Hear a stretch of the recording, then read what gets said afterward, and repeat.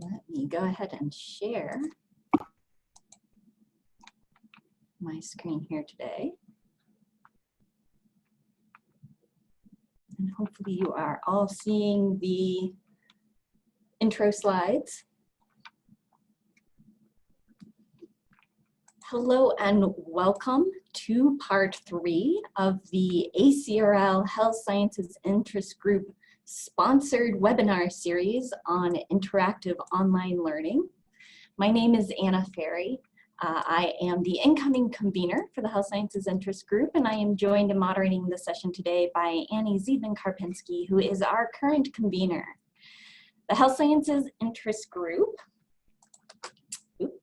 back a slide. The Health Sciences Interest Group is a place for us to network, to share information, to ask questions, and to work on special projects and programs that are relevant to the academic health sciences. You can join our open email list at the link that is being placed in the chat right now. It is a tiny URL and you will need to copy it and paste it into your browser in order for it to work. The listserv is not hosted by ACRL and it is open to everyone regardless of your membership. You can also visit our LibGuide for resources and links to the recordings and to the slides from part 1 and part 2 of this series. And that link is also being put in the chat right now. Before we jump into today's series, I actually want to go over the earlier sessions. So we did July 10th, July 24th, and now today on August 7th, we're doing the interactive online learning series. So this is wrapping things up. Recordings and slides are again available at that link that we just put into the chat. And you can get to them by clicking on webinars and online courses. And today's presentation should be posted there by early next week. So with that, we're going to go ahead and talk about our exciting 3 presentations today. We'll be starting by hearing from Sam Harlow, who will be presenting health information literacy and interactive videos. An accessible, asynchronous, student-driven search strategies activity. And then following that, we will have Julia Stumpff and Laura Menard, who are presenting video modules for online learning, creating content for the new normal. And finally, we have Vera Elwood, who will be presenting Breakout, using a visual breakout room to teach hands-on medical research skills. Due to time constraints, we may not be able to respond to questions directly during the webinar, though you can place those in the chat. We do encourage a lively conversation in there. Please remember to change the to drop list in the chat to say all panelists and attendees so that everybody can see your question. Live captions are being done by use of either Google Slides or PowerPoint in Microsoft Office 365. We also want to give a huge thank you to Eloa Sharp and to Gina Parson-Diamond at ACRL, who have been helping us to set up the ACRL Zoom webinar space for this series. The webinar is being recorded and a link will be sent to all registered attendees following the session. And now, without further ado, I'm going to stop sharing my screen and we are going to welcome our first presenter, Sam Harlow. Hey, can you all hear me okay before I share my screen? Yes, okay. Sorry. Okay, as Anna said, I'm going to be talking today about health oh, hold on, let me turn the captions on, sorry. Okay, so here are the captions. Okay. Today, I will be talking about health information literacy and interactive video, an accessible, asynchronous, student-driven search strategies activity. So this is the kind of go link to this presentation. I think that Anna is dropping it into the chat right now. Feel free to follow along, but all links referred to in this presentation will be available through this link that you all now have in the chat. So we're going to do a quick Menti just to kind of gauge everyone's experience with creating tutorials for these asynchronous online courses. interactive video and more. So please go to www.menti.com and the code is 500859. And you can go on your mobile device as well. So on this, I'm just asking a couple of questions about your experience level with these things. So bear with me while we lose the captions for a little bit. So, okay, a lot of y'all are kind of in the middle. So y'all are definitely in the middle too about I enjoy and like creating interactive videos. Great. So it seems like a good amount of people here have created them. I would love to hear from people in the chat since we don't have a whole lot of time for questions.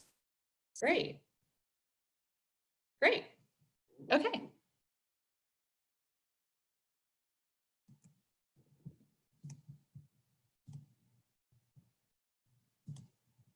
Okay, so the captions are back. Okay, so my name is Samantha Harlow. My pronouns are she, her, hers. I'm from UNC Greensboro. Greensboro is in the middle of North Carolina, right in the middle. We're in between the mountains and the beaches. I am the online learning librarian with our research, outreach, and instruction department, but I'm also the health science liaison for community and therapeutic recreation, kinesiology, and public health education, which that's the one I'm going to talk about today. So for this activity that I'm going to talk about, it's for a public health 400 level course called Income, Social Status, and Health. It is a CURE-based course on course-based undergraduate research experience. So CURE stands for that. And according to CureNet, it defines it as a project that engages whole classes of students in addressing a research question or problem that is of interest to the scientific community. So if you want to learn more about CURE courses, you can go to the links provided here or the link provided here. But it is a stipend usually or a grant level thing at a university if you decide to do it or if you're a part of it. And it just is having a more intensive research experience in an undergrad course than maybe usual.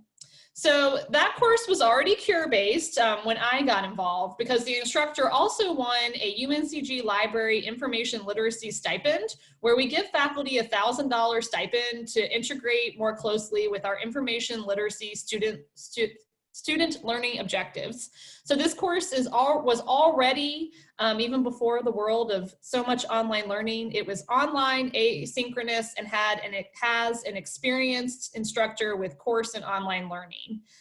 So what the final assignment is it a group annotated bibliography assignment on the themes of the course, where they really need to find health science articles on a variety of topics related to public health and the course. So the tools used in this course were H5P. The instructor was already using that to create interactions with all of her content, group discussions, and Canvas Studio, which is mostly what I'm going to talk about today. So what happened? I created an about 10-minute interactive video about health science research, creating keywords using PEO, population exposure and outcome, as an alternative to PICO, since we were not using interventions in this course, and searching in library databases to find full text articles. So here's a screenshot of the LibGuide. Of course, we made a LibGuide because that's what we do as librarians. So you can see here that we really focused on evaluating sources and research. We talked about Google versus Google Scholar versus library databases and the value of library databases. Here you can see how we used PEO to talk about creating keywords and also searching tips. And then you can see the other tabs, we talked about databases, health statistics, and strategies of creating annotated bibliographies, as well as citing your sources. And we gently introduced Zotero citation management just in terms of, since this was an upper level undergraduate course. So here's the page that we made within Canvas. Canvas is our learning management system here at UNCG. So you can see, because it was asynchronous, I introduced myself. I had instructions on how to access the LibGuide. We do have a SpringShare LibGuides LTI through Canvas. So we do have library resource tabs that can connect to the course LibGuides in every course.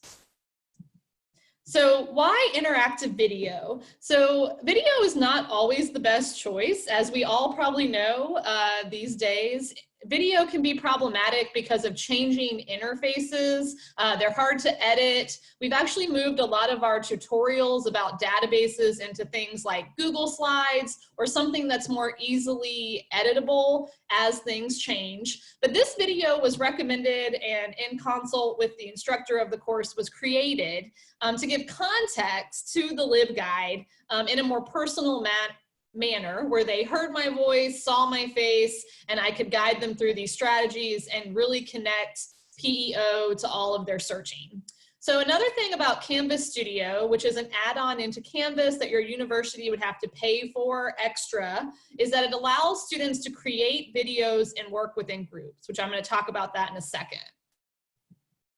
So alternatives to Canvas Studio, because it does cost money, and I know not every university would necessarily have that, are Edpuzzle and PlayPosit.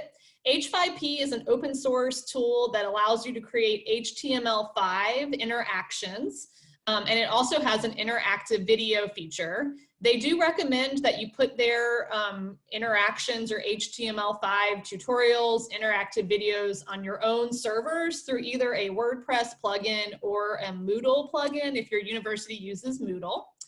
And then Panopto if you have an institutional license. And of course, your university might have other free screen recording tools or interactive video tools that you could use to adapt an activity like this. So another reason why we chose Canvas Studio and really put all of our stuff within Canvas for this course is that a couple years ago, we sent a survey out to every student taking an online course at UNCG, and they said that they do not like to be taken out of Canvas.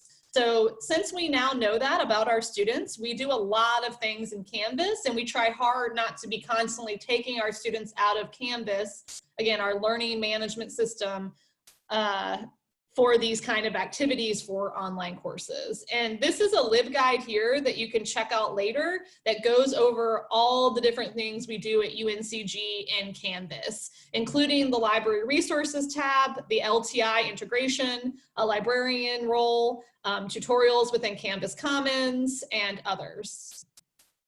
So here's a screenshot of the first page of the video.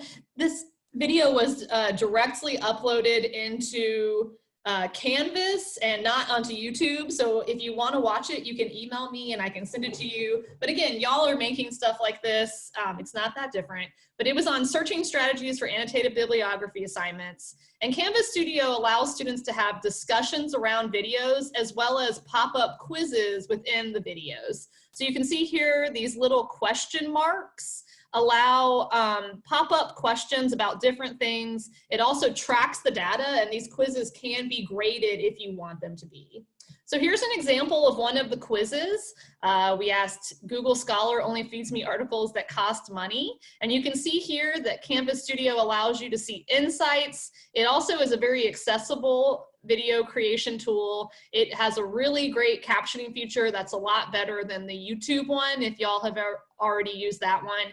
It also allows you to have quiz results and see if students drop out of the video or stop watching it at any point. So after they watched that video about, again, search strategies, databases, how to find these articles for that annotated bibliography, then there was student group discussions around searching for articles for annotated bibliographies, where a group leader in these group discussions recorded themselves searching in library databases, and then students and myself and the instructor could give them feedback on how they were searching. So here is the prompt for the group discussion. The different groups you can see above were on things like housing and mental health, employment and substance use, etc. And you can see here the prompts of how they described the student. The group leader would do the video, and then students would need to comment on things such as how the search could be improved, what else using my guidance would help, i.e. looking beyond titles, or questions they have about how the team leader came up with some of the results, etc. And then they had these really pretty interactive and engaging discussions around these student-created videos. So here's a screenshot of one of the student videos with the student data redacted, where you can see they're searching in one of our EBSCO databases, creating keywords. You can see feedback from a student below this as well. So here's some assessment that we did on this. So it was overall really well received. The students did really well on the annotated bibliographies. Because of COVID-19, we've gotten kind of behind on our final product assessment that the instructor and I were trying to do, but we will get to it. But you can see here they believed that it improved their knowledge of researching within databases, also making that connection between PEO and keywords in library databases. Also, students felt like they got a better sense of what to look for in the articles and journals. I like this quote at the end. I found a lot of articles to choose from versus what I have found in the past, that I felt I had to choose the best of the worst. This time I had to actually pick the best of the best, which is just as hard. And then this one as well said that they learned about how to approach an annotated bibliography and searching.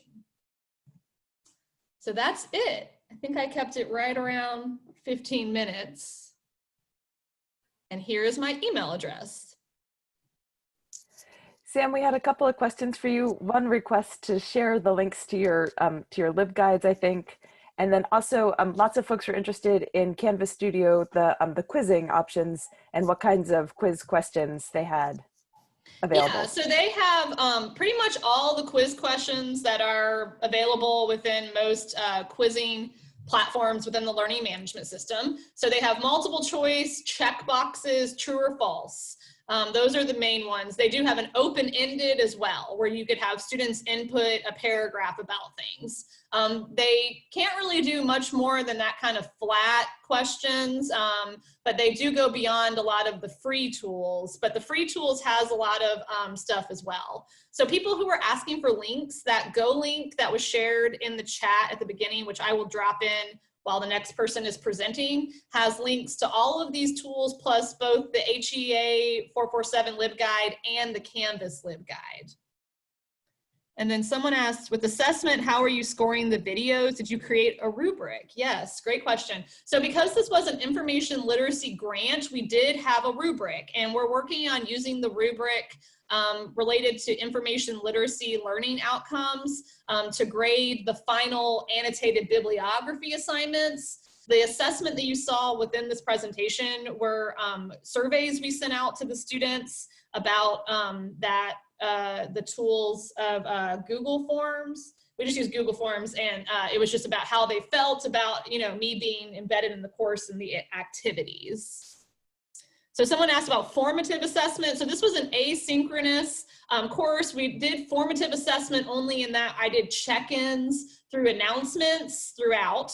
I will say just anecdotally that we did find that the whole class, there was about 40 of them, chatted in really heavily the week that this was done. So our chat got heavily hit up by them. And so again, maybe down the line, I could do a kind of chat assessment, seeing what they asked there. So yeah, someone asked to see the rubric. If you drop your name in the chat, I will send you the rubric. Because I don't think I could pull it up quickly enough, but maybe while other people are presenting, I'll try to find a link, because it's on Google Docs.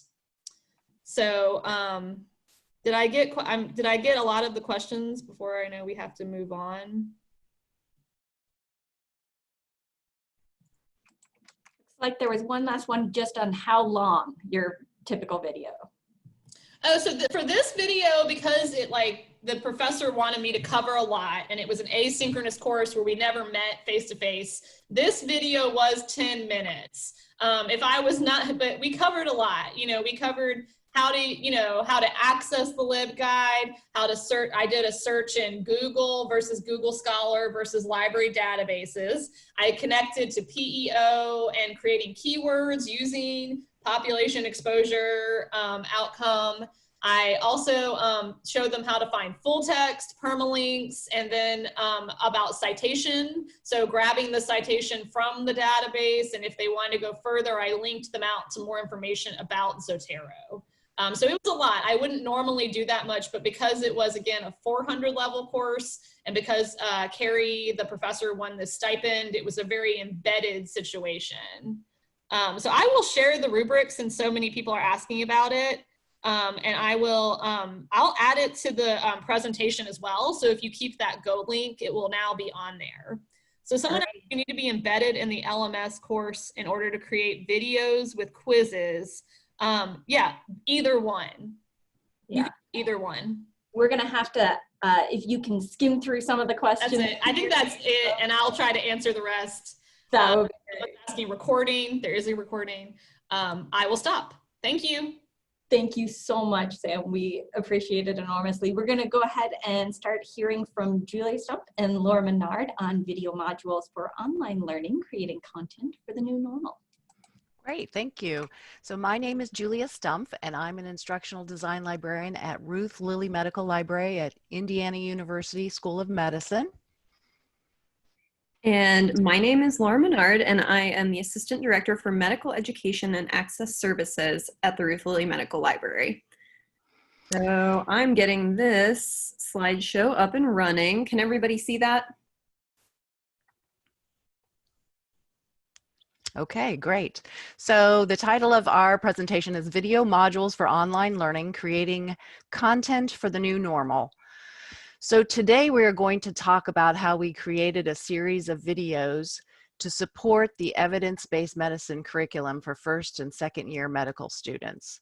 And we'll focus on modified storyboarding for script creation, calculating video length based on words in the script, and methods used to practice and record those videos.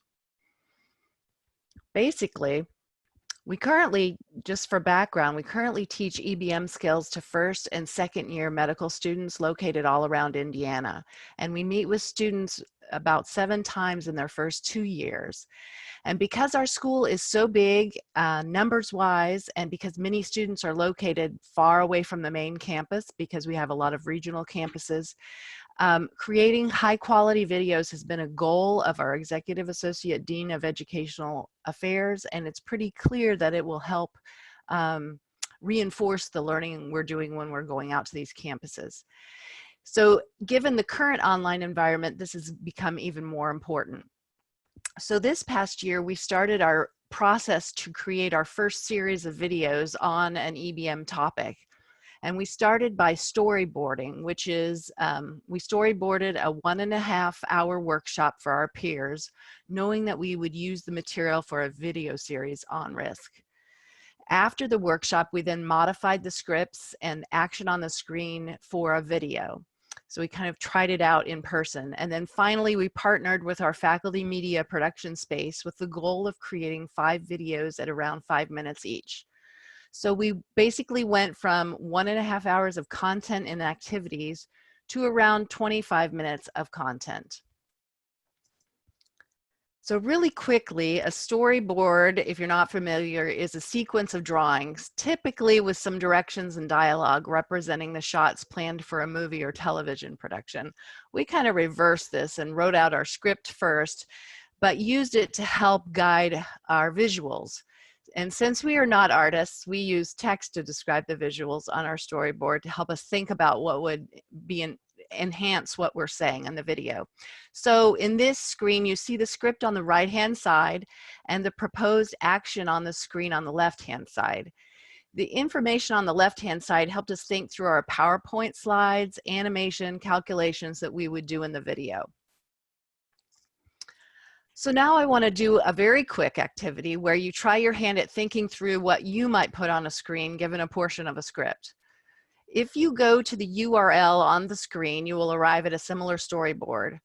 And the script is on the right-hand side of the page. And I encourage you to think, write, and/or draw how you might effectively illustrate the script in the left-hand side of the page under Action on Screen.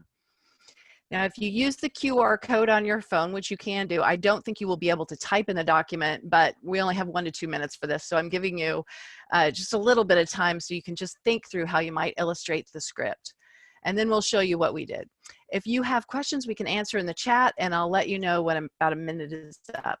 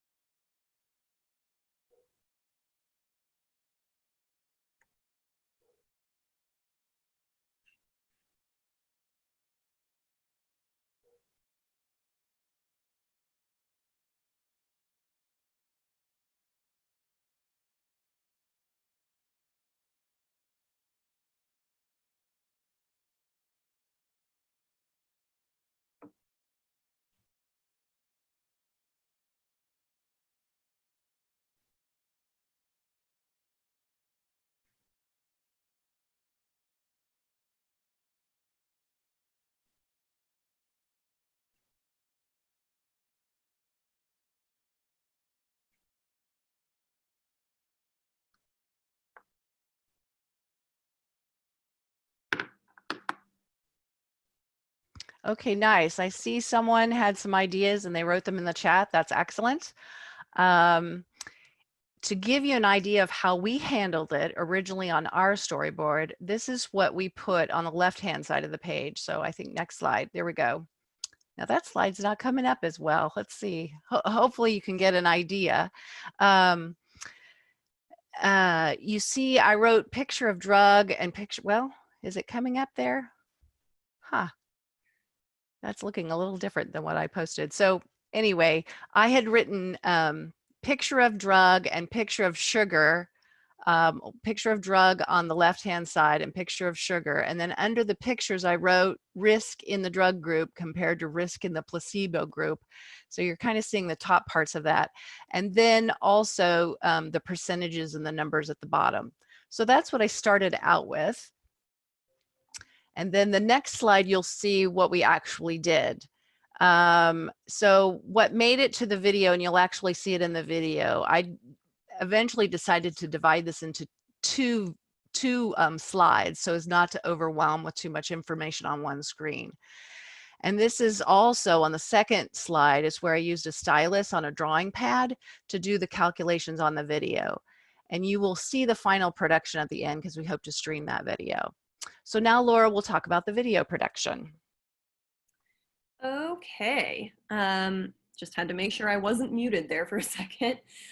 So the first thing I want to talk about is calculating video length. So our rule of thumb when we calculate the length of our video is that roughly 150 words will translate into about a minute of video. Now, your mileage for this may vary depending on whether you're a fast talker, a slow talker, if there's a lot of action in the script, if you're going to be doing a lot of demonstration, writing, calculating. 150 words may be more than 60 seconds. If you're just going to run through some talking really quickly, then it might be less. So it is still important to practice and figure out exactly how much you get in terms of words compared to time in the video. But again, good rule of thumb, 150 words equals a minute. Tips and tricks for us that we found really useful and that you also will need to use when you're calculating your words to seconds is you're going to want to write out the numbers and acronyms in the script. Otherwise, you're going to start stumbling over your words when you're trying to read them off the prompter. So you want to write out 27 in 2 words, not 27 in 2 numbers. Write out, and this is where it kind of gets weird, write out I-U, not I-U. And again, that just kind of helps you get a sense, number one, of how many words you have and how much time it's going to take up. And it will also help you kind of not stumble over what you're saying. So here are some tips for our methods when we went through this process of practicing and recording the video. Our first step was to create a script and send it to the recording studio manager. So we took the script from the storyboard wrote it all out on a Word document, and sent it over to the recording studio manager. Now, we worked with the faculty media production space, which is based out of our university library. We did not know that that existed until we started looking into options. So if you're looking into recording high quality videos like this, I suggest you just take a look and see if you have any recording studio options within your library or run by your academic technology people. A lot of places do. We then did a dry run and discussion prior to recording. So in pre-COVID times, we would go over to the recording studio and do a dry run. Now we just kind of send the script, get some feedback, and then do a dry run on our own. After that, we made any changes necessary to the slides and script. So if there were things we were stumbling over, if there are things that didn't quite fit right, we made those changes in the studio. At that point, we queued up the prompter, and I will show you a picture of the prompter, I believe, on the next slide here. This is some of the equipment that we had. So again, we did use the recording studio. We were really lucky. If you have a recording studio, I highly recommend you use it. So on the top picture there, you can see is our prompter. And if you've ever been in like a newsroom or anything like that, this is the same kind of setup that they have. The script just scrolls up the screen and you read right off it. We also used a tablet and a stylus to write out our calculations, which you will see when I play this video. We had the benefit of in-house editing, again, because we use the recording studio. Mike, the manager of the recording studio, edited all of the rough cut footage and sent it to us for review. One thing that we're looking at doing once we have access to the studio again is using a light board, which is what's pictured down on the bottom here. And it just captures you as you're talking. And it's great for more calculation heavy stuff like we're going to be doing for some of our subsequent EBM videos. So here are some of the just practical tips and tricks that we came up with. Number one is work with other people if you're able. When you first start thinking about doing a video like this, it's really easy to fall into the trap of, oh, this is going to be really easy. I'll just put together a PowerPoint and then I'll use like Camtasia or whatever to record it. And that's fine. I've used that a lot when I had to put most of my EBM content online in a week, and that's all I had time for. But if you're really looking for the production value, it's going to take time, and it's going to be really good to have somebody on the tech side to help you and somebody else to help pick up some of the slack in terms of scripting, storyboarding, and actually recording these videos. The biggest piece of advice I have is practice twice, record once. Again, it's really nice to fall into the trap of I'm going to write out the script and then I'm going to read the script and then I'm going to be done. That is never how it happens. Every time I have tried that, I've spent way more time going back and re-recording because I messed something up than I would have if I just practiced a couple of times, worked out any kinks, and then recorded. Consistency is key for multiple videos. You want something visual to cue the viewers in that they are watching videos in a series, or that all these videos are coming from your library. They're all about this topic. And just remember that lots of time will go into planning and recording for a short video. So again, we had an hour and a half worth of content, and it took us probably a month to get from the first iteration of our script through storyboarding, through planning, through recording, through editing to our final process. So with that in mind, I'm going to go ahead and do a quick switcheroo of screens. So I will stop sharing this screen and start sharing a different screen because I want to show the video that we worked on. So I'm going to change this over to our Google Chrome, share that screen. Hopefully everyone can see this. And I will play this video. So I'll play the intro and then I'll play the piece of the video that you saw the storyboard for.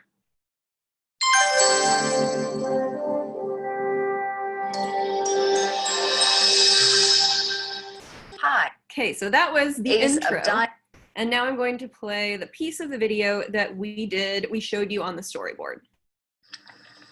In a therapy study, we might compare the risk in two groups of people, such as a treatment group compared to a placebo or control group, in order to determine the relative risk. Often we refer to the treatment group risk as the experimental event rate. Likewise, we refer to the placebo or control group as the control event rate. Now let's calculate the relative risk. If we find that the risk of disease with treatment is 1 in 5, or 20%, and the risk of the disease without treatment is 3 in 5, or 60%, the relative risk, or the two risks compared, is 0.2 over 0.6, which equals 0.33. Got it? Okay, so that was just a brief overview of one of the videos that we did, and kind of gives you a sense of how the storyboarding translates into the actual video. So now I will reshare our PowerPoint.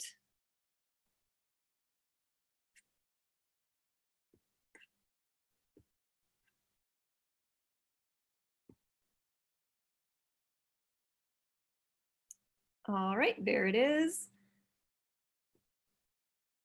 Okay, so the last thing we have for you is just a quick wrap-up activity.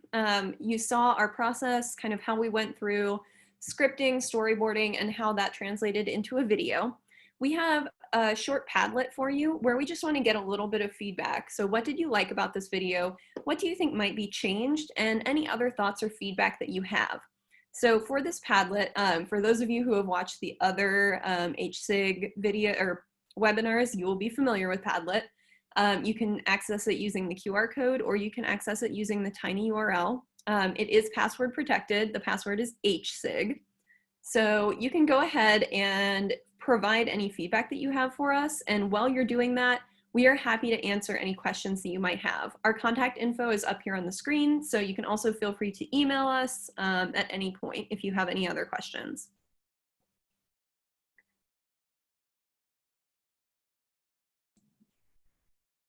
We have just a moment for a question or two if somebody wants to ask something. This was a great compliment to Sam's presentation, actually.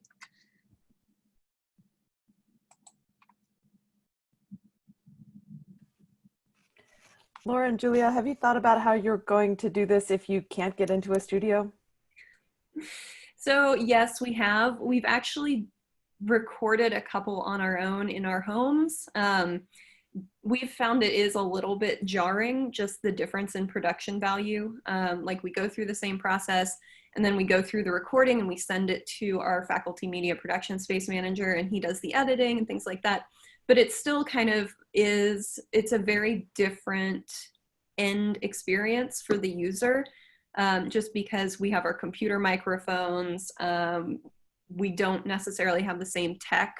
So it's a little bit harder for us to get the same effect in terms of sound and visual quality. Absolutely. So someone asked what we're using at home for the videos. We have used Zoom. We could also use Camtasia since we have that, or I have access to that now. Kaltura is another tool that we could record in.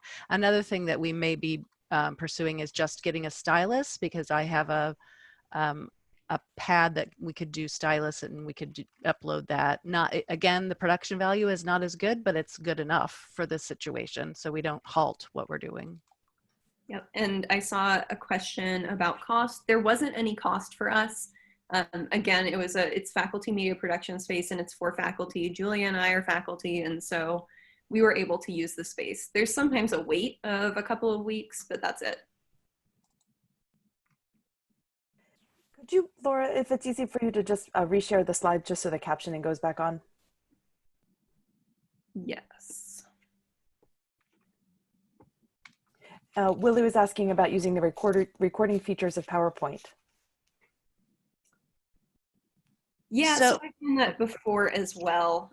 Like I said, when COVID hit, I had maybe a week to put all of my content online, and normally we teach 7 sessions a year for EBM, and all of that had to go online. So I have done just the recording feature in PowerPoint. We have an institutional subscription to Kaltura, which I really like because it has some of those like embedded quiz features that we talked about earlier.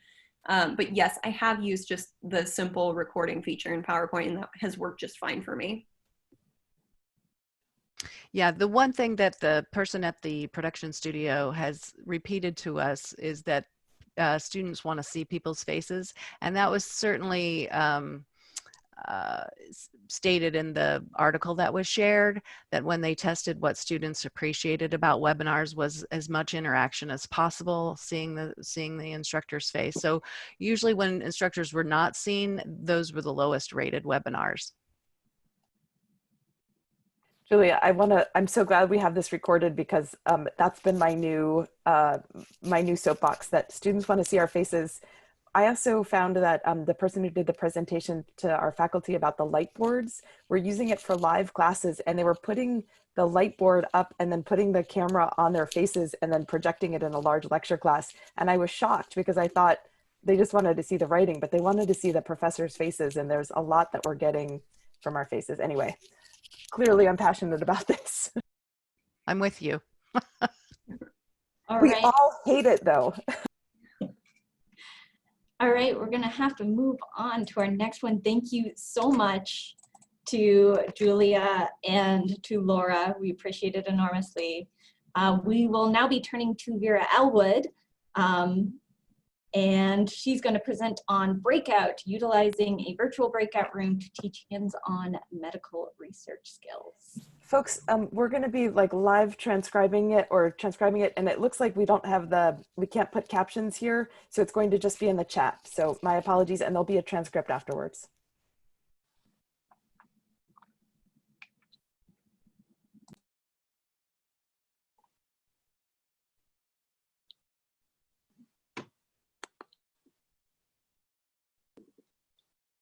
Okay, hello everyone. Really quick, is everyone able to hear me and see the homepage for Central Methodist University?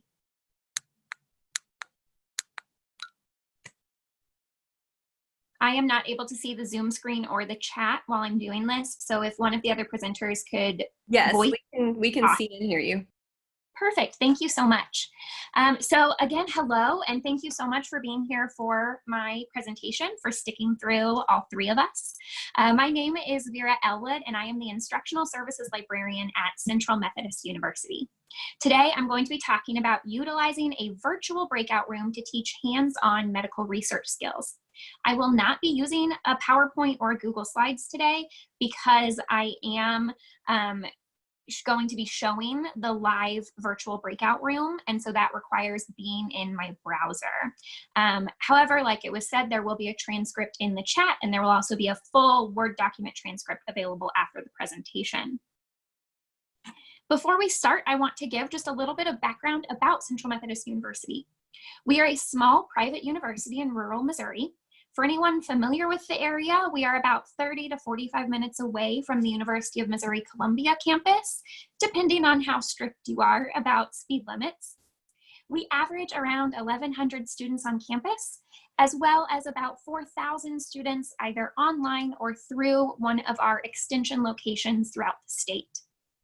The other big thing to know about CMU is that in 2017, we became a one-to-one device campus, meaning all students and faculty are provided with an iPad for school use. Students get to keep it throughout their 4 years, and assuming that they pay 4 years worth of tuition, they have paid off their iPad and get to keep it.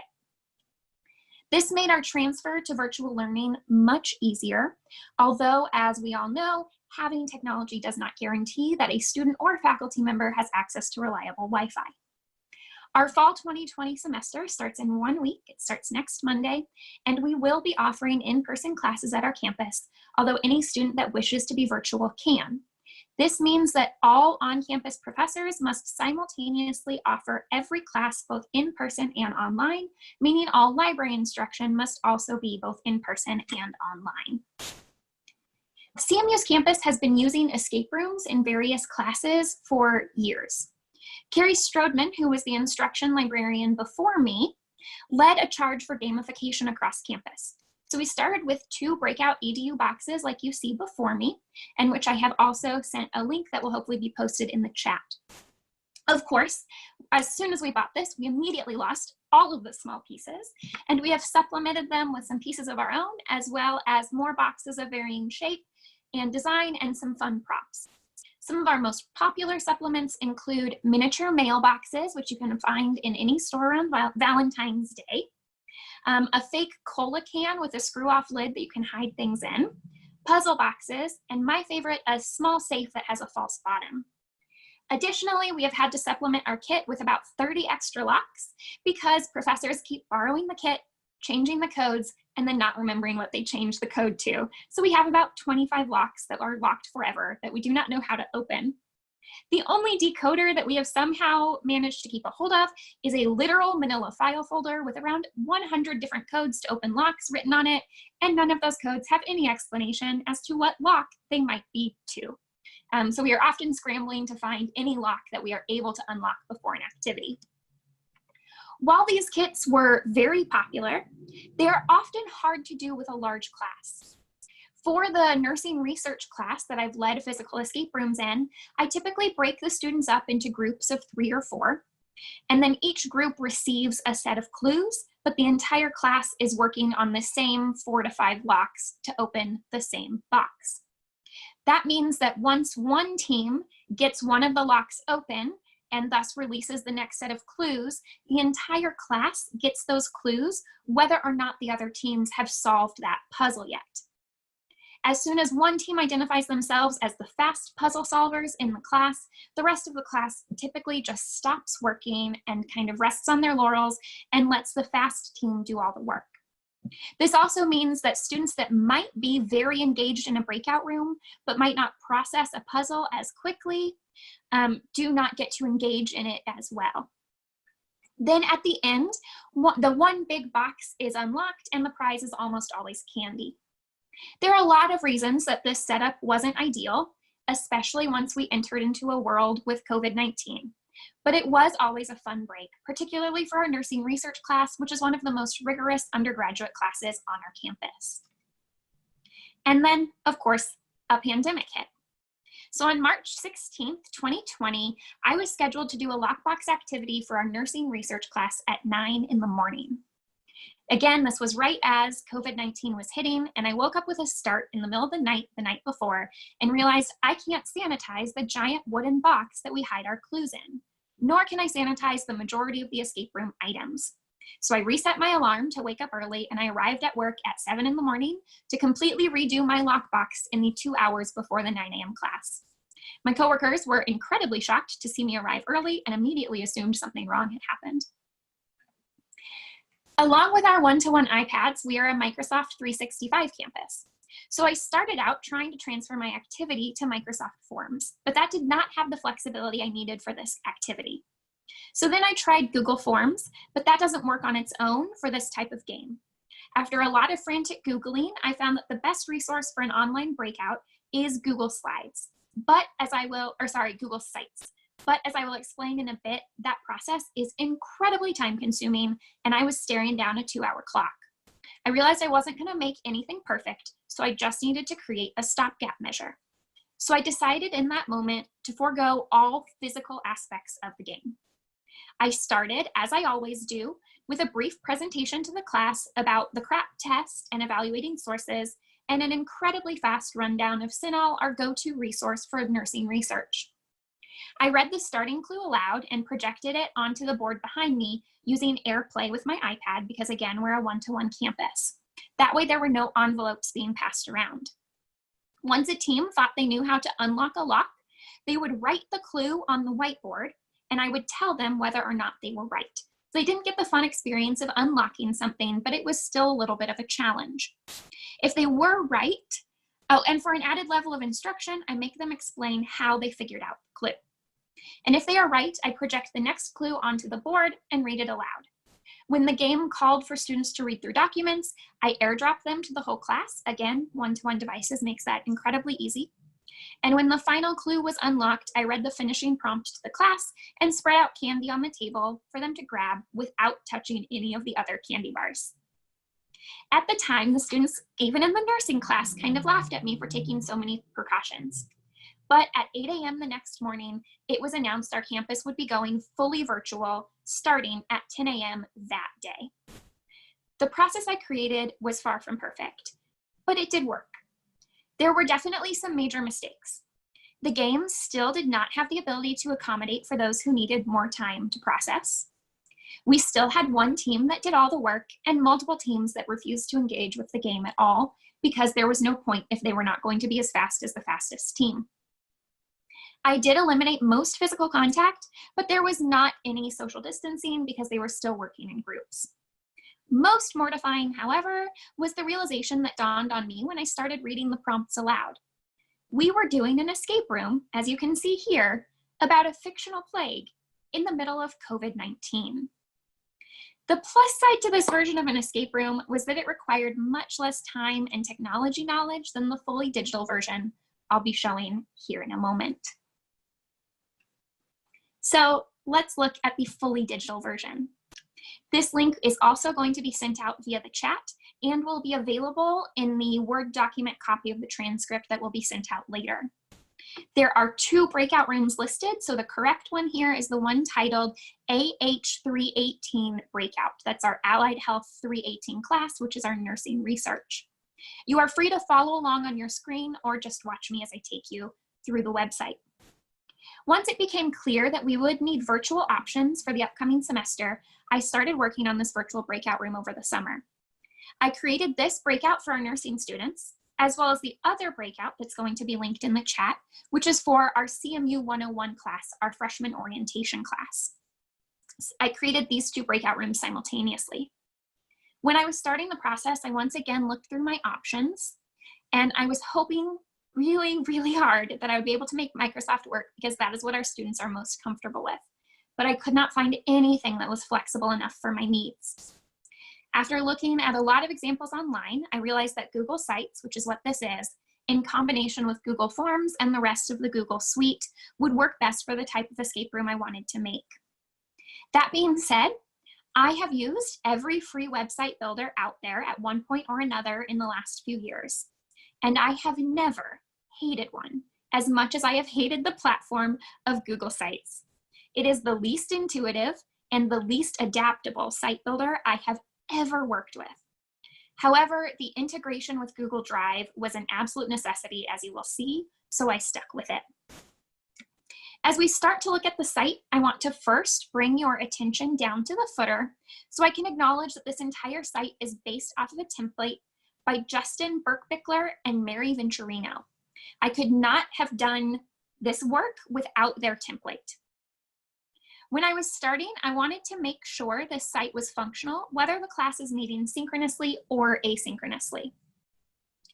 If it was going to be synchronous, either virtually or in person, I would start the breakout with a presentation and then set the students free to complete the challenges. However, if the class is meeting asynchronously, there has to be enough instruction built into the website itself that students do not need me to guide them. So the website opens with a letter from a quote-unquote campus nurse explaining the scenario. I kept the original theme that we used for our physical breakout rooms. In this story, students find a mysterious pile of documents, now a website, from a nurse on campus. She believes there might be a zombie apocalypse and is trying to diagnose students, but is contaminated before she can complete her mission. The students must help her with her research in order to read her final message. Spoiler alert, it's not zombies, it's the common flu. I tried to make this letter as engaging as possible while also being as descriptive as possible. I tried to think of anything a student could possibly get confused by. For example, if I'm not there to explain the website, will they know how to locate the navigation menu to find the rest of the pages on this site to complete their clues? I also added in a little graphic to help set the mood. If you are looking for free pictures with licensing, I highly recommend Canva. Even their free option has a ton of stock photos available for use. Finally, I embedded a Google form. This is the core of the breakout room, and it is how they are able to unlock the clues. So the way these locks work if a student inputs the wrong code, they will get a hint to help them find the right answer. So for example, this first one is a test lock. You can use this to practice, and it says right here the answer is 54321. So first I want to see what happens if I put in the wrong code. So I'm going to enter 54322. And you'll see I get an error message in red saying it's still locked, and then a space to type clues and hints, which I've already inputted into the other locks. So I'll change that to 54321, and I do not get that red box, so I know it has been unlocked and I can move on to the other locks.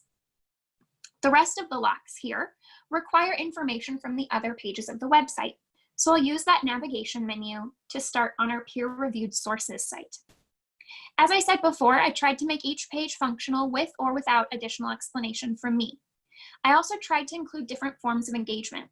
So on this page, there is both a link to a page on our library website right here that explains what peer review is through the use of paragraphs worth of explanation and a lot of text. There is also an embedded video that explains peer review for those who are either visual or auditory learners.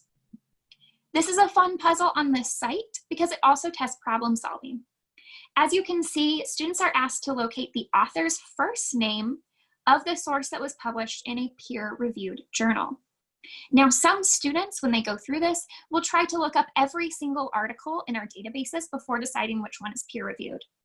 Others will immediately notice the word journal of intensive care medicine and look up only that one, knowing they can trust it before they have to even look it in our database. These challenges don't have to be done in order. So if a student isn't comfortable yet using a database, they can go to the Library Resources Challenge and start there, which will teach them how to use CINAHL. Next, we have our documents page. This is one of my favorite challenges, even though it really doesn't teach a library skill in particular. So in this, they are scrolling through PDFs to find the clues. When the lockbox activity was physical, one of the locks used a physical key instead of a code. Before students filed in, I would place the key in one of the windowsills in the classroom, so students would have to recognize the common theme amongst these conspiracy theory-esque documents, which is that the word window is highlighted in all of them. Sometimes we would take it a step further and highlight the word window with a blacklight marker, so they would have to use blacklight flashlights to find the clue. To make it virtual, however, blacklight doesn't work. And so instead, I simply highlighted the word window in blue so that they can find the commonality there. The big downside to this challenge is that there is simply no accessibility for anyone that might need to use a screen reader. There's no easy way to add alt text to a scribbled on PDF. If anyone has any ideas for how I can fix this or improve this, please let me know in the chat or via email. Next, we have the page on the CRAP test. This is my favorite part to lecture on, so I knew I had to include it. This time, the students get a video that is actually me lecturing on the topic. I had an incredibly hard time embedding videos on the Google sites. I tried Google Drive, Panopto, Zoom, and plain iPad files, iPad recordings. None of that worked. So I had to upload the videos to YouTube and then embed the YouTube link, which was incredibly anger-inducing. Again, not a fan of Google Sites. And to reach different kind of learners, I also include the PDF of the worksheet I go over in the video. Because the video is a little more time intensive, I made this challenge easier. And so they just have to rank 4 websites in terms of reliability. The one difficulty with this challenge, however, is discussing Gomer Blog.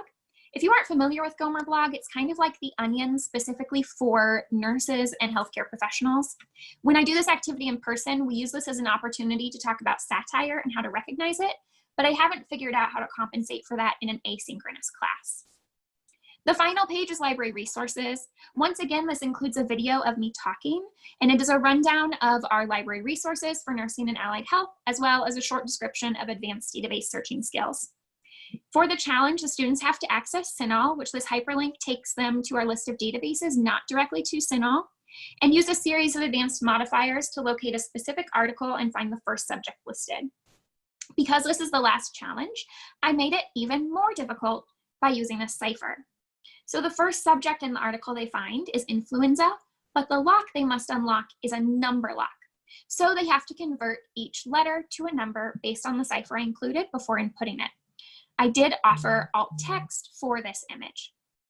So finally, we're going to go back to the home page and input these locks to see what happens. So for my 4-digit lock, the answer is 4321. For my 4-letter word lock, this was the author's first name. It must be in all caps, and her first name is Mary. Next, I have my 6-letter word lock, again in all caps, and this is where that word window comes into play. And finally, we have the 9-digit lock. This is where they had to convert influenza into numbers, and it goes to 9556335581. I also give them an opportunity if they simply are not someone who's good at puzzles, they couldn't figure it out, they gave up by the time was up, they can put an answer here that tells me they still want to get some of their participation even though they didn't get all of the locks. So I'll click this next button right here.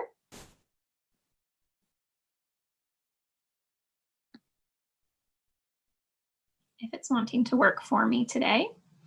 Oh, it needed me to put in this one.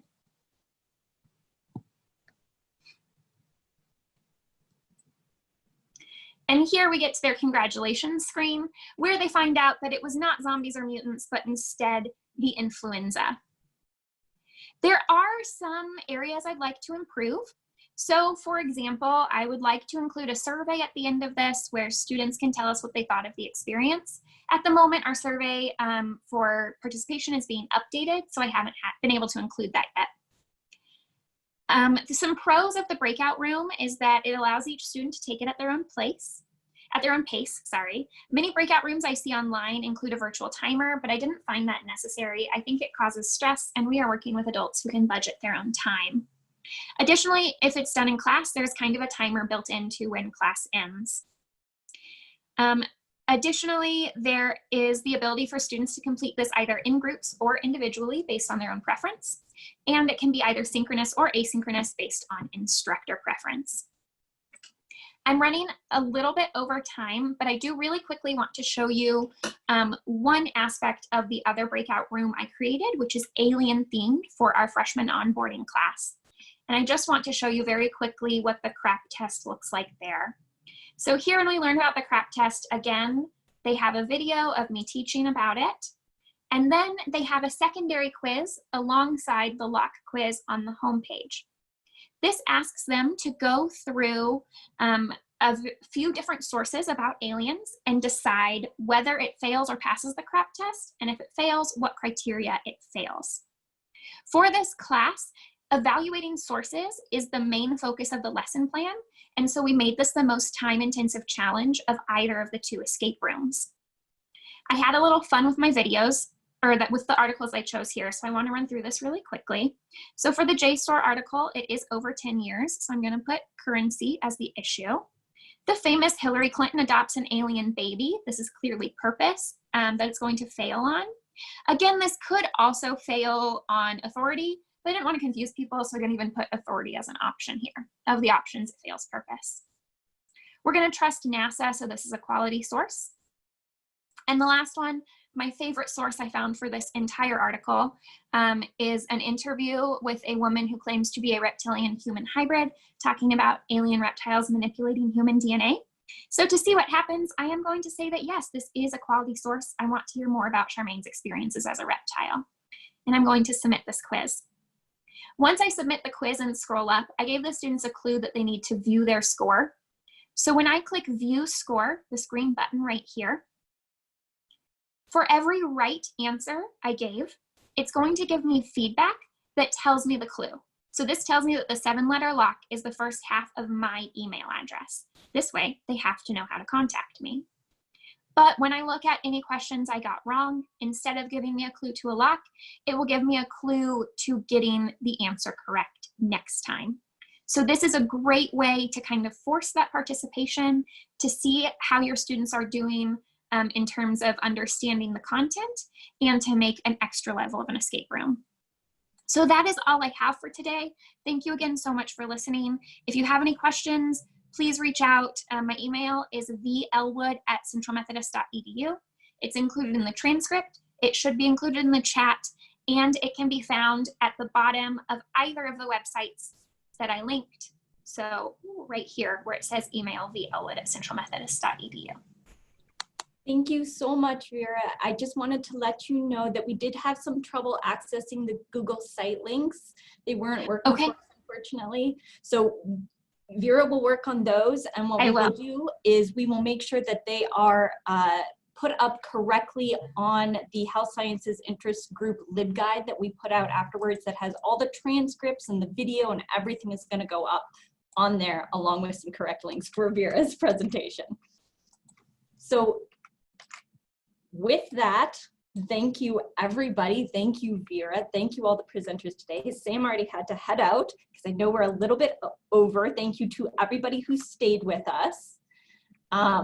We are placing the links. I just placed the link to the guide into the chat. Recordings and slides will be in there for all the presentations from the whole series, including this one. Enjoy your weekend, everyone. Have a fabulous time. And we'll see you again in the future for more Health Sciences Interest Group presentations. I'll really quickly answer the one question I saw in the chat because a lot of them got lost in the captions, so I'm sorry for that. Someone asked why I didn't use LibGuides. I would love to use LibGuides. We do not pay for LibGuides, and Google Sites are free. We are a very tiny college with a very tiny budget.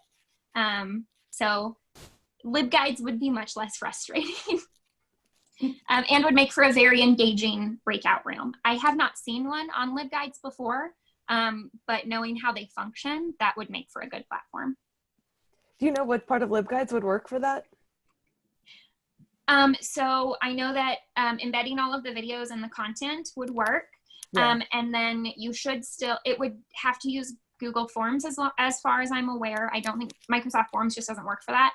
But you should be able to embed that either directly into the site or a link that goes out. Got it. Yeah, Dana was just saying you can embed forms. Great, thank you. Yeah, this is fantastic. There's so many of the pieces of what people presented today were exactly what I needed, the information I needed to do what we need to do to get started in the fall. Thank you so much. I'm so excited about all of this. And thank you also to, for anyone who's still here, Anna Ferry did an amazing job of making this all organized and run smoothly. And I can't thank her enough for this incredibly successful program. Thank you, Annie. You got it. The whole thing going in the first place, so. Oh yeah, we're a team. We're a team. All right. Thank you to the presenters who are still with us right now. Thank you, Lois.